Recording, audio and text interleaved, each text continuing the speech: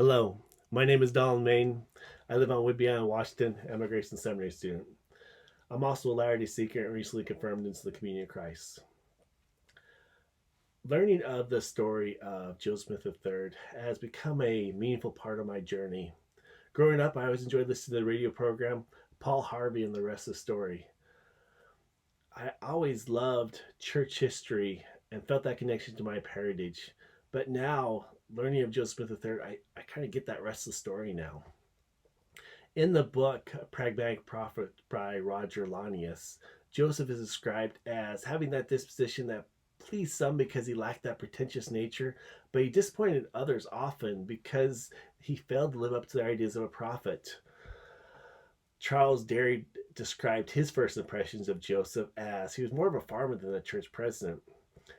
Joseph, he had this full sense of humor, and it was anything but solemn or somber. He fully enjoyed a good joke, and he saw humor in most situations. But this sense of humor would get him into trouble in the times. Once during a hot summer church service, Joseph stepped behind the building for a moment of prayer and preparation. As he knelt, a fly landed on his nose and distracted his prayer. He then remembered a story that he recently read. In this story, a sermon was recounted where a fly landed multiple times on the nose of the preacher. Finally, out of desperation, the minister, he tried to grab the pest and shouted, "Damn that fly." Remembering this, Joseph began to laugh. Unable to compose himself and be prepared for his sermon, he had to ask another to take his place, much to the dismay of those who gathered. I found the story of Joseph's call powerful. He was ordained during the 1860 conference, and this first conference, as the states gathered, they were praying that this would be their call to gather the scattered fragments and unite them into a whole. Joseph III and Emma left for the conference on April 4th. It wasn't a pleasant journey. They had to cross the Mississippi to the Iowa side, and then they went by rail to Amboy, Illinois. As they crossed on a small skiff, they experienced the fiercest storm of the spring. Emma noted that, quote, every time she started out to do anything for the gospel's sake, that old boy devil seemed to be in the elements trying to prevent it. Tired, they finally arrived at Amboy the evening of April 5th. Hearing that there was a prayer meeting going on, they snuck in quietly and unnoticed and sat in the rear of the room. Zenas Gurley was presiding. In the meeting, the members prayed that their new movement would be blessed. Then they noticed Joseph and Emma, and there was a lot of joyful tears because they felt that their prayer was answered. Joseph spoke at this conference the next day, and in his words, I see a lot of humility, that feeling of being overwhelmed, but also that courage to move forward with faith. Emotionally, he shared, quote, I would say to you as a people that God has promised his blessings upon. I come here not of myself, but by the influence of the Spirit. For some time past, I have received manifestations pointing to the position which I am about to assume. I wish to say that I have come here not to be dictated by any man. I have come in obedience to a power not of my own, and shall be dictated by that power that sent me.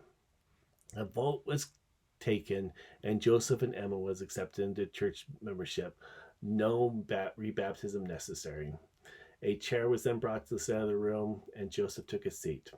Then Zenas Gurley, William Marks, Samuel Powers, and William Blair placed their hands on his head and ordained him as president of the high priesthood.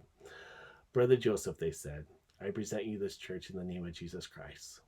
Joseph then stood, and with all the sincerity he could muster, he replied, May God grant in his infinite mercy that I never do anything to forfeit this high trust confided in me. I pray that he might grant us power to recall the scattered ones of Israel, and I ask for your prayers. After this 1860 conference, Joseph and Emma returned to their home in Nauvoo. Before they even returned, the city of Nauvoo had learned of Joseph's calling. The citizens were scared, and they thought maybe the Mormons were returning to Nauvoo, so they quickly passed a resolution forbidding Joseph from preaching and praying. Obviously, Joseph didn't agree or adhere to this new resolution. But what I found remarkable as this story was shared to me is that 10 years later, more than 300 residents of Nauvoo signed a petition asking Joseph to stay in Nauvoo and to make Nauvoo the home of the reorganization.